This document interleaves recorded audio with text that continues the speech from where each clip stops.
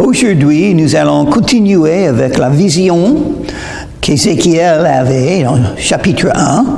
On va commencer avec verset 13, quand il a vu les animaux que Dieu a créés, qui ont été faits de l'homme, le lion, un bœuf et un aigle. Vous avez quatre ailes, et c'est intéressant si on peut comprendre par la grâce de Dieu un peu ce que Ézéchiel a vu de Dieu. Verset 13, l'aspect de ces animaux ressemblait à des charbons de feu ardent. C'était comme l'aspect des flambeaux. Et ce feu circulait entre les animaux. Il jetait une lumière éclatante. Et il en sortait des éclairs. Beaucoup de feu. Qu'est-ce qu'il a dit? Des charbons de feu ardents, l'aspect des flambeaux, ce feu circulait, beaucoup de feu. Et qu'est-ce que le feu symbolise dans la Bible souvent? Le jugement. C'est un message que Dieu est le juge et il va juger.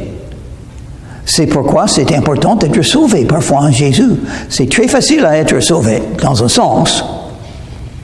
Il n'y a rien à faire sauf croire en Jésus.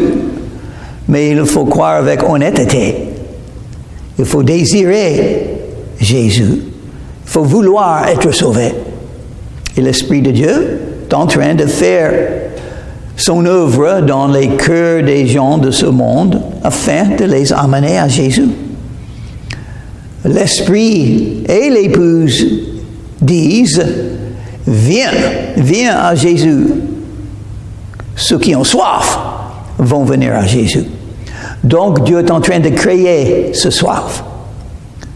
Et quand l'Esprit fait son œuvre, il parle du jugement. Le jugement qui vient. Jésus a dit, repentez-vous, car le royaume des cieux est proche.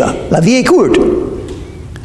Et vous serez un jour en face de Dieu pour être jugé.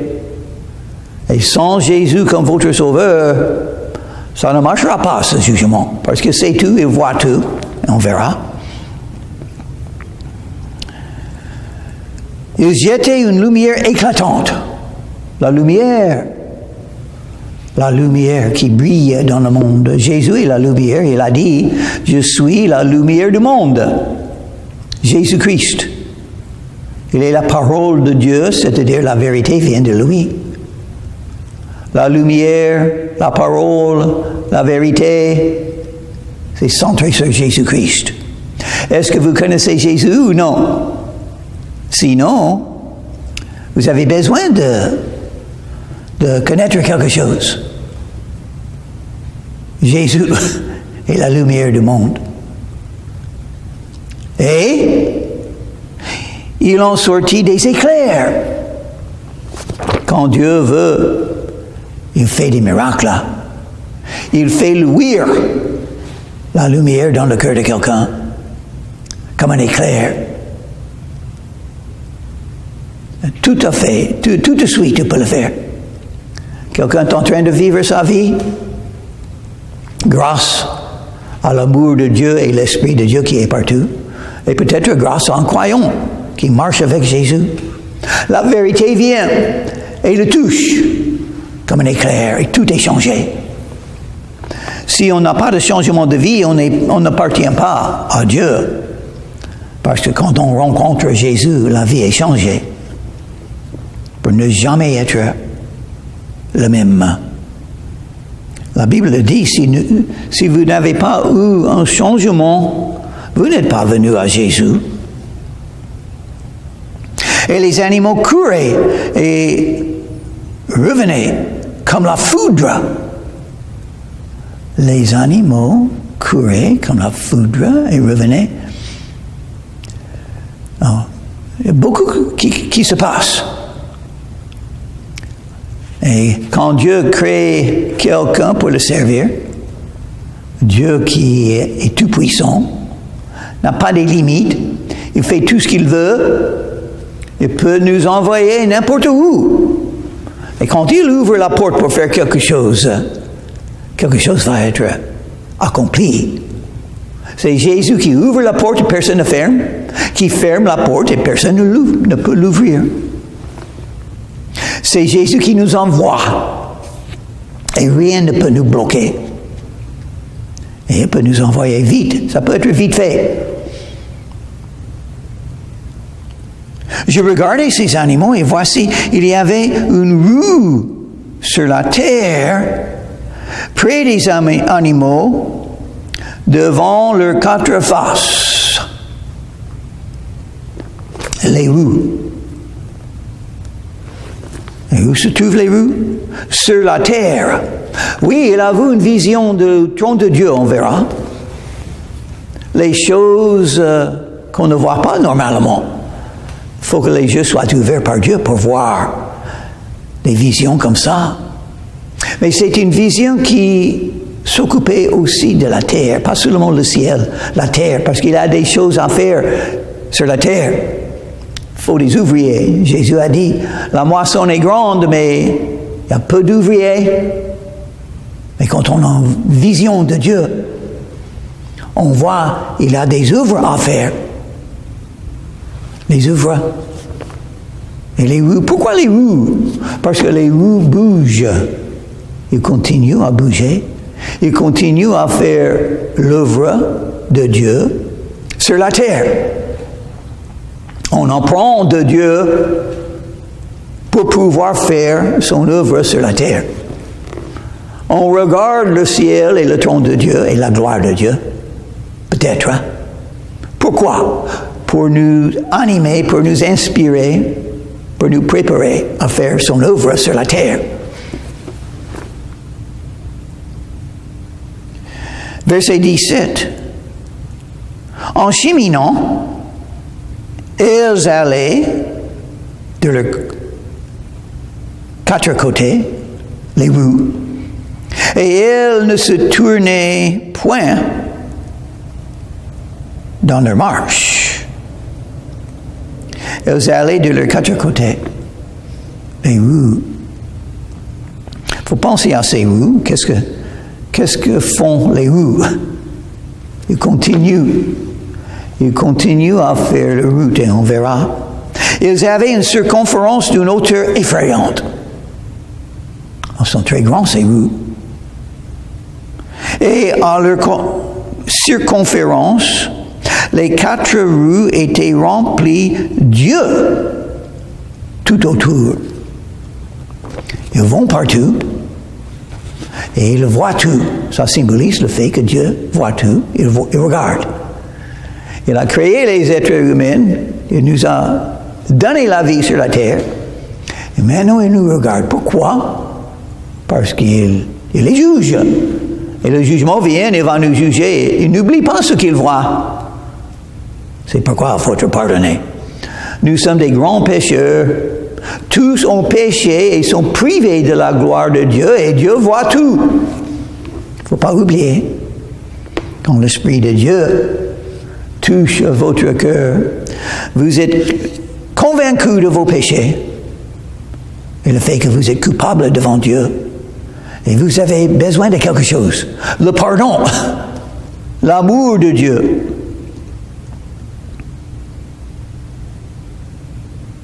Verset 19. Quand les animaux marchaient, les roues cheminaient à côté d'eux. Et quand les animaux s'élevaient de terre, les roues s'élevaient aussi. Pour les animaux, les roues ont été toujours avec les animaux. Qu'est-ce que ça symbolise? À mon avis, ça symbolise un croyant qui sert Dieu. Si vous marchez avec Jésus, partout où vous allez, l'œuvre de Dieu est là. Dieu est là, en train d'agir dans votre vie. Dieu aime utiliser les hommes. Il a utilisé les hommes pour écrire la Bible. Il a utilisé les hommes, 12, pour faire le fondement de l'Église il y a 2000 ans, l'Église de Jésus-Christ. Il a donné des dons de l'Esprit à chaque croyant pour faire son œuvre. Oh, c'est étonnant, n'est-ce pas? prends quelqu'un comme moi, qui est peut-être le pire de tous les croyants, et on m'utilise pour faire son œuvre. Et où je vais, il est avec moi. Il est toujours avec moi.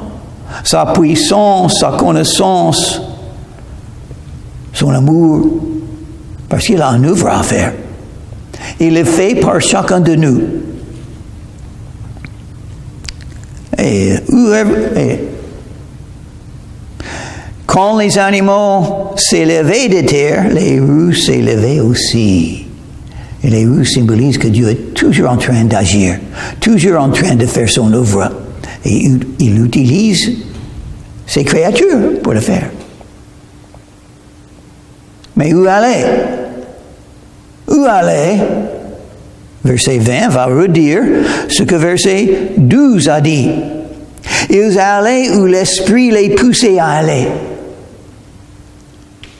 Si vous écoutez l'Esprit, il est en vous si vous êtes un vrai croyant. Et il vous guide. Il veut vous guider.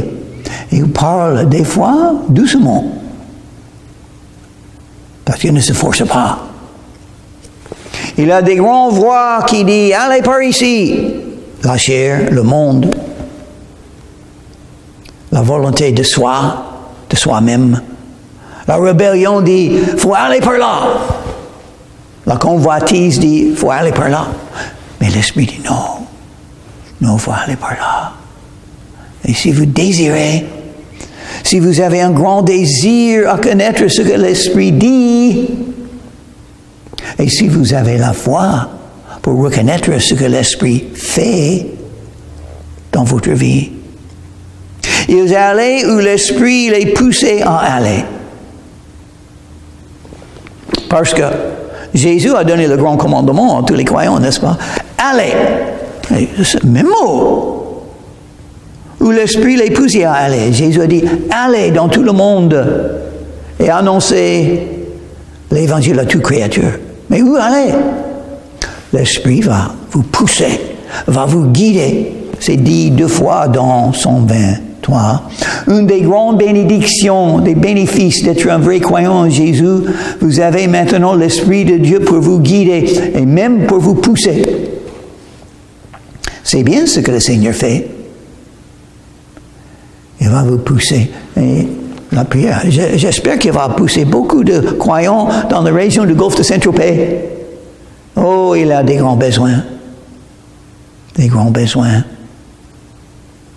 Et Dieu agit.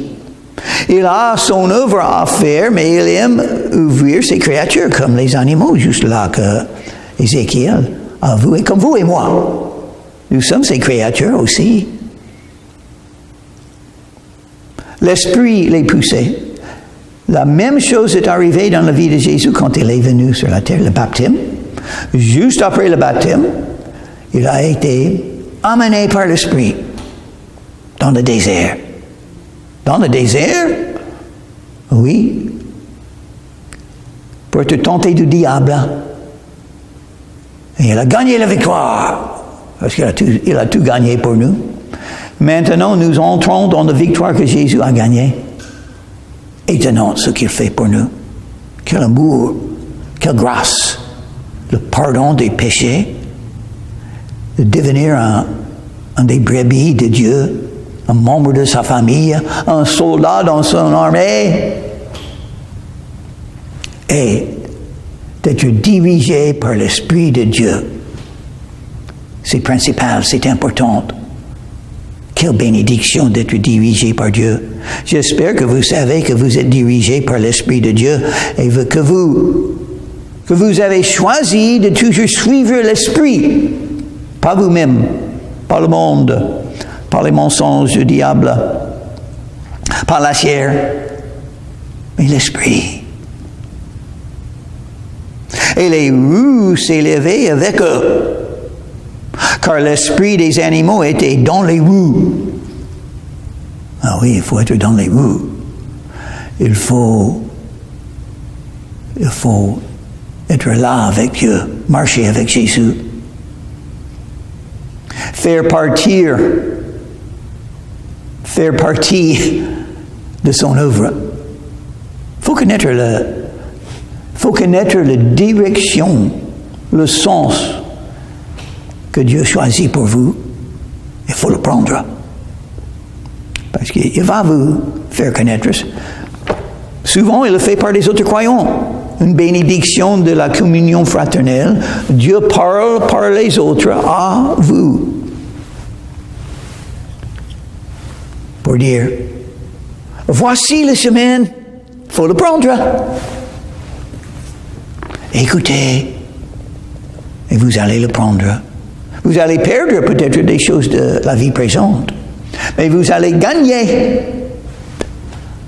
l'œuvre de Dieu, l'endroit, le lieu qu'il choisit pour vous. Quand il marchait, il marchait. Quand il s'arrêtait, il s'arrêtait. Oui, il faut faire ça. Il faut aller où Dieu décide. Des fois, il faut changer de sens. Il faut marcher. Des fois, il faut s'arrêter. Des fois, il y a des choses à faire pour Dieu. Des fois, il n'y a rien à faire sauf prier et attendre la main de Dieu. Quand il s'élevait de terre, les roues s'élevaient avec eux, car l'esprit des animaux était dans les roues. Au-dessous des têtes des animaux, il y avait comme un ciel de cristal resplendissant qui s'étendait sur leur tête dans le haut. Il ne faut jamais oublier que le paradis est là. On est en train d'y aller. C'est notre but, notre fin, notre maison éternelle avec le Seigneur. Il ne faut jamais oublier. C'est au-dessous de la tête, donc il faut toujours réfléchir. Ah, je serai bientôt avec Jésus dans le paradis. Oh, la vie sera belle. Plus de mort, plus de péché, plus de faillite, plus de non-croyants. Donc l'objectif est d'aider les gens de pouvoir y entrer aussi avec nous. Évangéliser. Jamais oublier que après la vie, il y a une autre vie éternelle.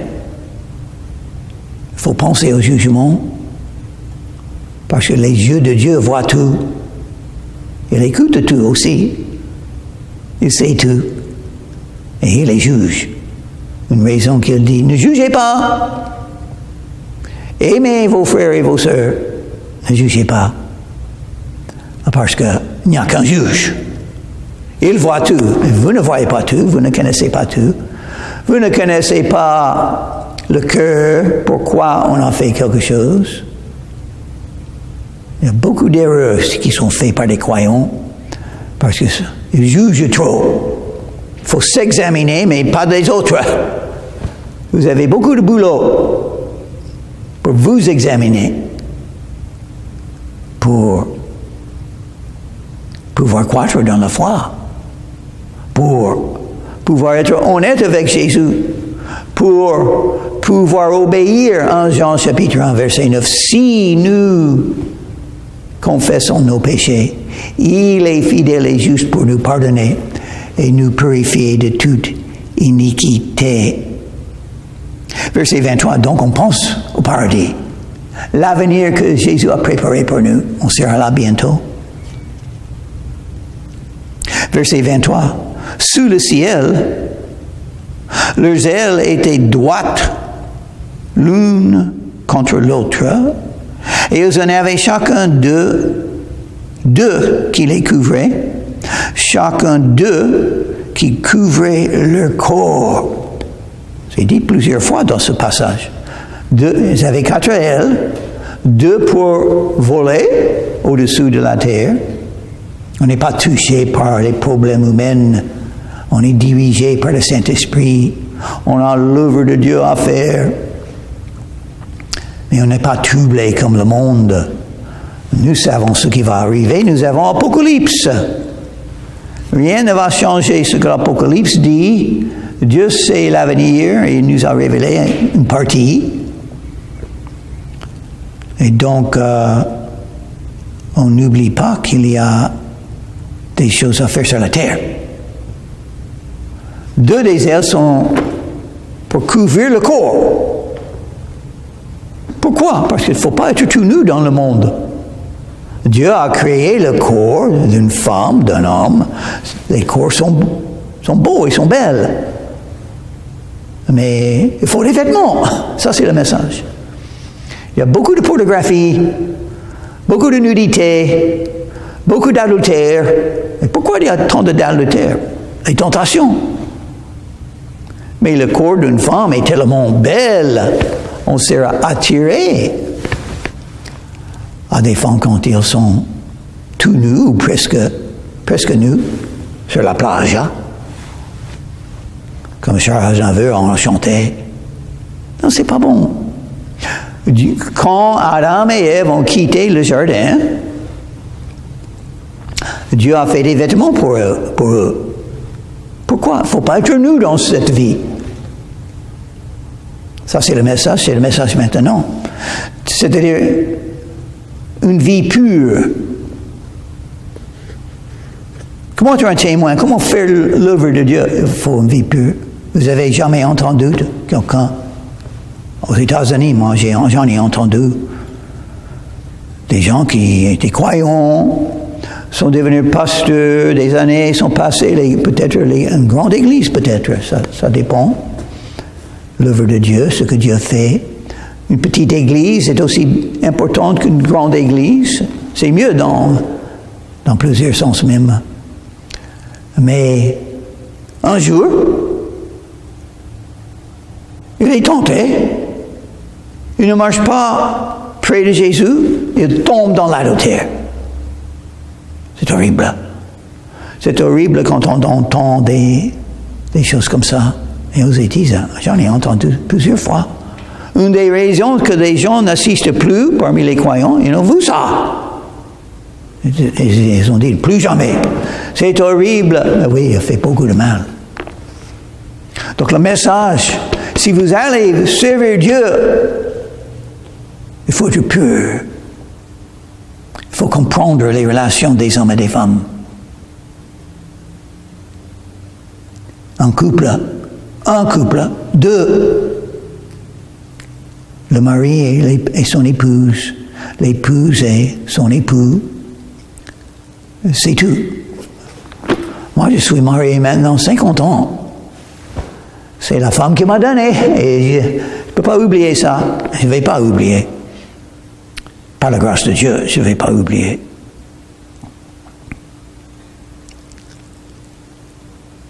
J'entendis le bruit de leurs ailes quand ils marchaient, pareil au bruit de grosses eaux, ou à la voix de Tout-Puissant. La voix de Tout-Puissant. Et les ailes, Dieu est avec nous. Où on va, Jésus va avec. Je suis avec vous tous les jours jusqu'à la fin du monde. Si vous allez à gauche ou si vous allez à droite. Au-dessus de la terre, Dieu est avec vous. Il vous envoie. On ne va pas avec notre force, notre connaissance, notre intelligence. Non. On se confie dans le Tout-Puissant. Il peut tout faire. Il va faire avec ma vie ce qu'il veut. Et il a fait. Par la grâce de Dieu, nous serons comme ces animaux. Avec 4 ailes, 2 pour voler au-dessus de la terre et 2 pour couvrir le corps. Une vie de pureté.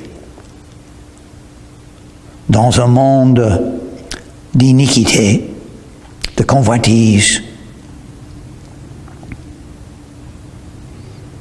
C'était un bruit tumultueux comme celui d'une armée. Oh oui. Pourquoi comme celui d'une armée? C'est une armée. Nous sommes dans une guerre spirituelle. Le jour qu'on vient à Jésus pour croire en lui, on devient un soldat dans l'armée de Dieu. C'est une guerre spirituelle qui est sérieuse. qui peut être difficile, mais grâce à Dieu, il nous a donné le moyen d'avoir la victoire. Centré sur Jésus, avec toutes les armes spirituelles, on va vaincre le diable. Éphésiens chapitre 6, ça commence avec le verset 10. Revêtez-vous avec toutes les armes spirituelles que Dieu vous a données. Le casque du salut, le cuirasse de la justice, la vérité, l'épée qui est la parole de Dieu, l'épée de l'esprit, le bouclier de la foi. Et on y va avec l'évangile. Et on prie. On prie pour les autres croyants. Et on prie pour qu'on puisse avoir des occasions de parler de Jésus. Quand ils s'arrêtaient, ils laissaient tomber leurs ailes. Donc ils savent. Ils savent quand il faut voler et quand il faut s'arrêter. Comment savoir l'Esprit de Dieu? Verset 12 et verset 20. Ils allaient où l'Esprit les poussait à aller. Il y a des fois, il faut s'arrêter, rester là. Et pour quelques temps, il faut voler. Il faut partir pour servir Dieu, pour faire sa volonté, pour se trouver dans le lieu où il veut que vous soyez.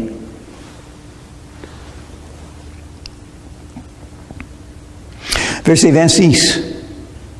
Au-dessous du ciel qui était sur leur tête, il y avait quelque chose de semblable à une pierre de saphir en forme de trône. Et sur cette forme de trône apparaissait comme une figure d'homme placée dessous en haut.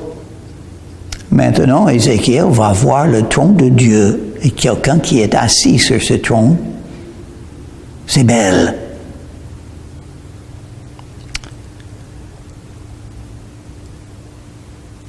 Une figure d'homme placée dessous en haut. C'est Jésus. C'est lui qui a pris la figure d'homme. Au commencement était la parole. La parole était avec Dieu et la parole était Dieu. Un miracle. Le Fils de Dieu est devenu un homme. Oh, que Dieu aime les hommes et les femmes, les êtres humains. Mais voir le trône de Dieu parce qu'il ne faut pas oublier qui est là. Il a déjà mentionné le Tout-Puissant, la puissance du Saint-Esprit. Dieu est sur le trône. C'est-à-dire, c'est lui qui décide. C'est lui qui décide ce qui va arriver avec chaque pays. C'est lui qui décide ce qui va arriver dans la vie de chaque personne. Il décide. Nous sommes, et il est en haut. Il voit tout, ses yeux sont partout. Il agit, les roues continuent. Et il nous utilise. Il peut tout faire. Ce qu'il a choisi à faire, c'est d'utiliser les croyants pour faire son œuvre. Et nous avons le Tout-Puissant pour nous aider, pour nous guider, pour nous aimer, pour nous donner la victoire dans nos cœurs. Parce qu'il a beaucoup à faire dans ce monde. Il n'a pas assez d'ouvriers. Pour être un ouvrier comme Ézéchiel, il faut connaître les choses qu'il a apprises. Il faut suivre l'Esprit de Dieu. Il veut nous guider, mais il ne faut pas être rebelle. Il ne faut pas choisir votre propre chemin. Il faut être comme l'apôtre Paul quand il a vu Jésus et il a dit, « Seigneur, que veux-tu que je fasse ?» Cette attitude envers l'Esprit de Dieu qui veut vous guider. C'est très important. Dieu agit. Mais il agit dans les vies des croyants qui sont guidés par le Saint-Esprit. C'est pas nous, c'est lui. C'est pas notre œuvre, c'est son œuvre. Et c'est intéressant, et prochaine fois, on va parler un peu encore 2 versets qui parlent du trône de Dieu, sa majesté, sa puissance, la beauté. Mais après, chapitre 2, Dieu va parler à Ézéchiel de le ministère qu'Ézéchiel avait. Il ne va pas avoir beaucoup de fruits, dans le sens que les hommes veulent voir. Il y aura de fruits. Le fruit sera, il fera la volonté de Dieu. Il annoncera le message de Dieu à l'endroit où Dieu l'a guidé. Notre prière, que l'Esprit de Dieu dirige beaucoup de croyants aux régions de gauche de Saint-Tropez et que chaque croyant qui est là soit guidé par le Saint-Esprit pour glorifier le nom de celui qui est sur le trône de Dieu, Jésus-Christ, notre Sauveur. Prions. Merci Seigneur pour ce que tu as révélé à Ézéchiel. Donne-nous des révélations comme ça, afin que nous puissions croître dans la foi et se confier en toi, et surtout d'être poussés par le Saint-Esprit. Pardonne-nous nos fautes dans tout ça. Dans ton nom, je te prie, Jésus. Amen.